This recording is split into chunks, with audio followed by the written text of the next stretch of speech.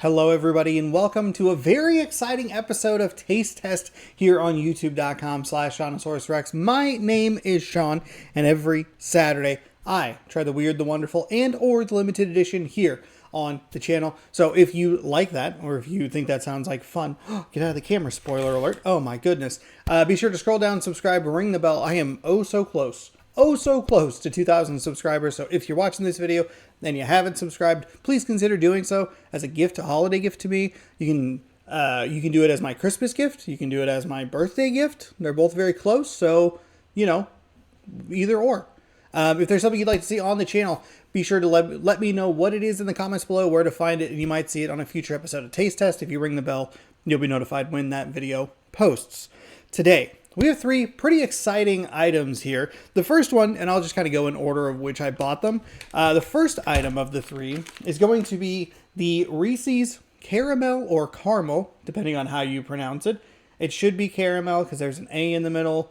I guess if you spelled it car and then mel, it makes more sense, but whatever. Caramel filled big cup. Reese's Big Cups have been quite the adventure here on the show, so we'll throw another one there on the pile. The second one, I guess technically I scanned this first at the self-checkout at the Walmart, is the Hershey. By the way, did I make sure that this was upright in the thumbnail? Is it upright? Okay, it is. All right, cool. So this part is that way, and then if you flip it around, this is upside down. So I confused myself. We have the new Hershey's Milklicious bars that are out right now. Oh, 2 bars. Oh, okay. It is a milk chocolate with creamy chocolate milk filling. So I'm very excited about this. This was a brand new find. This one, it seems like it's been out like super recently, and it was kind of one of those things where I was like, okay, it's a Friday night. I got to get a video up for tomorrow. If I don't find the last item that we have here on the channel or on the show, if we don't have that final item, but I can find the Hershey's, I'll just pair it with the Reese's. I won't be happy about it, but I'll do it. But last but not least, they did it. They finally found it. It is the ever elusive chocolate, or not even chocolate, but no, chocolate okay, I was correct. Chocolate frosted donut Kit Kat bar. This I have been on the hunt for a long while. I'm kind of surprised it actually took me this long to get it, but I'm happy to have it here. So we will start with what I bought first, and that'll be the Reese's Caramel Big Cup. I bought the king size because that was the only size that they had. I feel like there was something else I was going to say. Oh, there's a pizza in the oven, so I am on a time limit, so we'll see. Do I finish this video by the time the pizza is done? I put it in for 16 minutes, roughly 5 minutes ago. So let's find out. Okay. It has already been requested that I save these. I'm not great about like putting things back out where the common people could find them. That sounds weird. But I usually I wrap them up and then leave them on a table. But she has specifically requested that I make sure that I wrap these up nicely so that she can have them. She's a big fan, but she didn't tell me anything about it. Now, I like a Reese's Peanut Butter Cup, which is why they're on the show. But I'm not always a big fan of the filled stuff. And the Reese's Puff was kind of weird. The potato chip one was miserable. I don't really know if I really care that much about caramel, which is already on my hand somehow. What is that stickiness? I hope it's caramel. Okay, it was caramel. I didn't just randomly stick my hands in my mouth like a weirdo.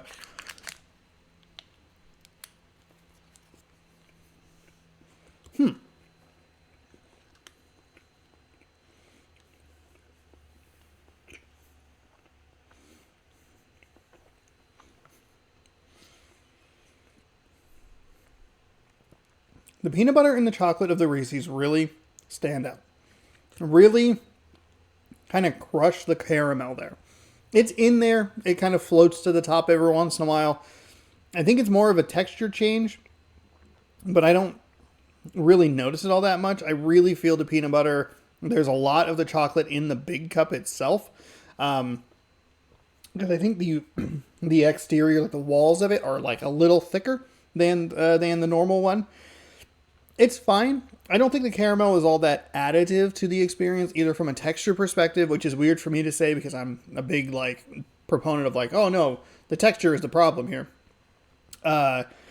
And flavor wise, I don't think it really adds. I think the Reese's peanut butter cup is so perfect in its existence that tweaking anything just doesn't like make sense. Sometimes, if you get like something like the big cup with the potato chips, it's a completely different flavor and mix. And the crunch is kind of more the additive piece of it, even if it's the most disgusting thing I think I've ever eaten on this channel. Now, the turkey and gravy potato chips would probably actually beat it. Could you imagine turkey and gravy potato chips inside of a Reese's? I'm way off track.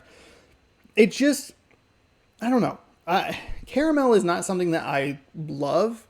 I don't despise it. I sit very middle of the road, but I also like, I guess maybe kind of avoid it a little more. I don't know. I like a caramel apple flavor though. So I guess I don't totally avoid it. This is very confusing. I don't love it. I don't dislike it. I just don't think the caramel adds anything. Like I eat this and I'm like, man, sure wish I had like a regular one. Sure wish that I just had the normal Reese's peanut butter cup. And that's not good. It's not good when you come up with something that's new and exciting, or, well, I don't know if this is exciting. But like, I shouldn't be sitting here going like, I wish I had the regular one. That's not good. That just means that this doesn't make an impression on me. I'm not sitting here grossed out like you wouldn't believe with the peanut butter cup with the potato chip peanut butter cup. But I'm also not like, this is a mind-blowing thing. Like the good example would be like the blueberry muffin KitKats. I loved those. Though that was like an elevated, different experience. Even the churro KitKats. So, I don't know. It's very middle of the road. And that's, I guess I'm kind of disappointed by it. But, I don't know. It feels like it so easily could swing one way or the other. I don't know. It's odd. All right. Speaking of texture, we're going to try something with a different texture. And it is the Hershey's Milklicious bar. Which I don't believe. I think it's just a cow face. Yeah, it's just a cow face on the wrapper. There is, or the wrapper, the design of the chocolate bar. There isn't a ton of like super fun holiday stuff out. A lot of it's either retreads or actually most of it's retreads and kind of just stuff that I don't really enjoy. So that's been kind of disappointing. There's a look at the inside. You can see there's a bit of a color difference. My camera focuses on it. Thank you very much.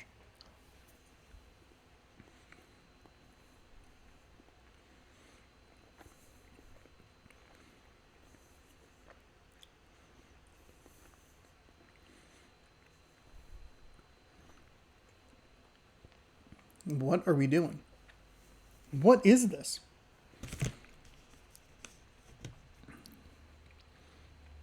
I don't think... Creamy is not the correct description. It's too firm.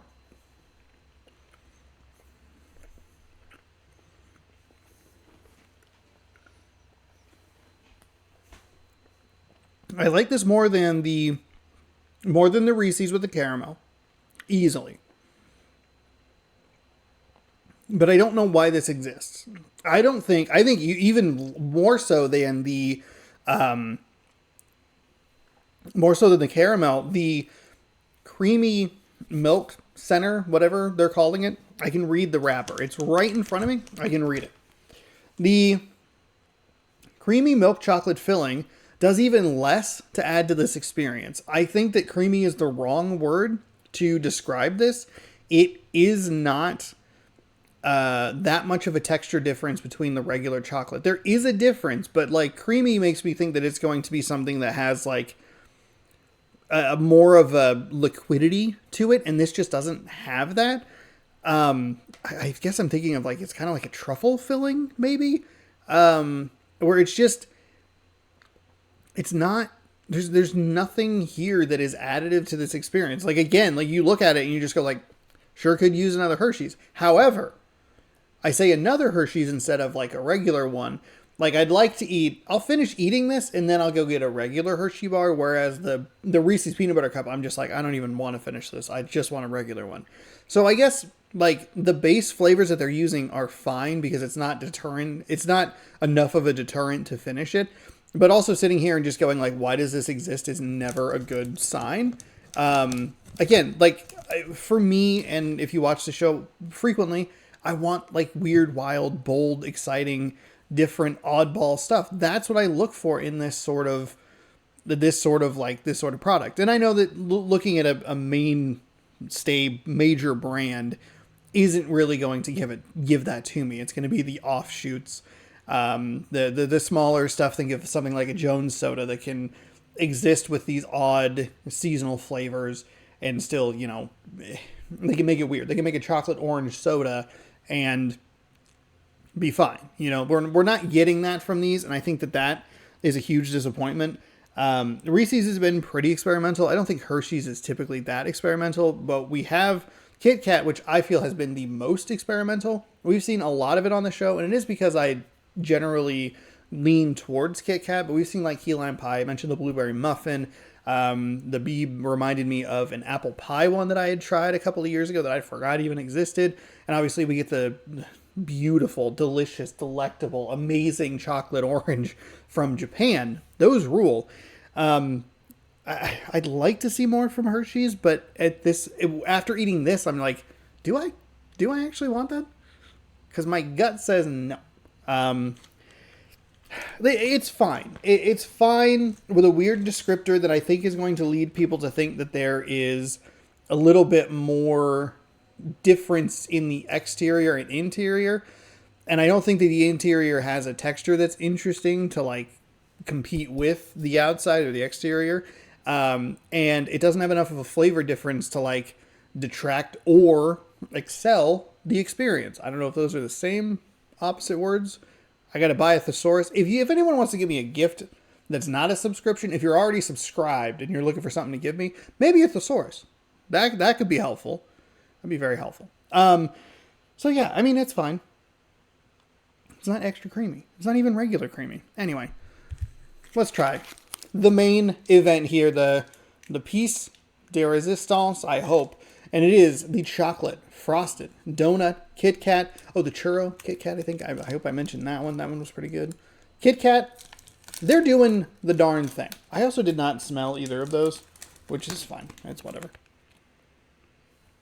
Okay, different scent than I'm used to with the KitKat, so that's good.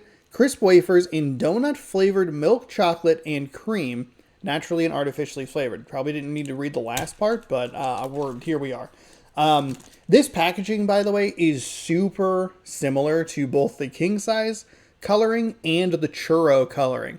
The number of times that I thought that I saw this bar and got excited was like, oh my God, it's finally happening, only to see it was a king size KitKat or a churro KitKat was a large number, okay? A large number. So here you go. You have chocolate and the donut on the bottom, so that's pretty fun. By the way, I believe the pizza timer just went off, so I was not able to get this recording done by the time the pizza was taken care of. Smells good. I like the smell. I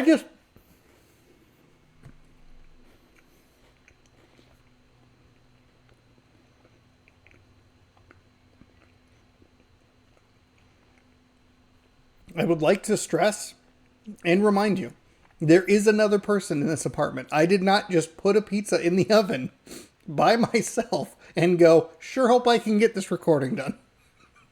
Everything's fine. Everything's fine. Just like this KitKat. This KitKat is easily the best of the three. It has the most difference of a flavor profile. It feels like there is that like kind of, what's the super frosting on the outside of it. Like I think like a Krispy Kreme glazed donut. It's like a chocolate one. You bite into it. There's like a little flakiness on the outside. I think it might just be literally called glaze. That flavor is there. It tastes a little artificial. It's a little weird. Like I think you can tell what they're going for, but it's a little off, which has been a thing that has been a recurring notable moment here throughout, notable taste throughout this year. Eat a Kit Kat. Get brain power. Hold on.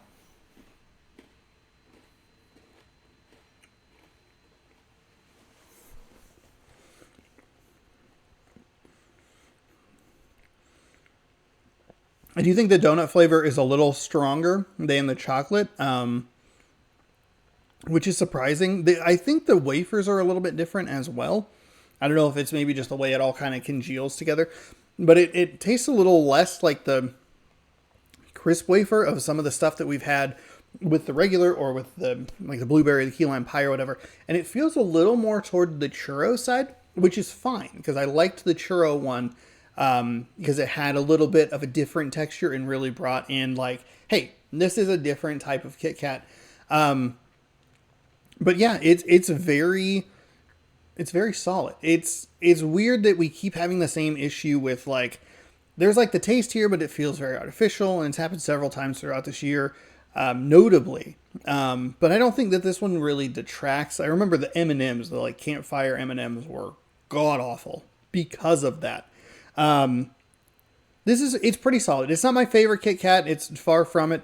The donut flavor is, I think, the piece that takes over the most, and I don't think, and this is weird to say, but the chocolate, I don't think gets enough love. Like they could have just gone with a or like just like plain donut Kit Kat, and I think you would have actually had a little bit better of a review from me because I wouldn't have been wanting that chocolate flavor, or maybe I would have, I don't know.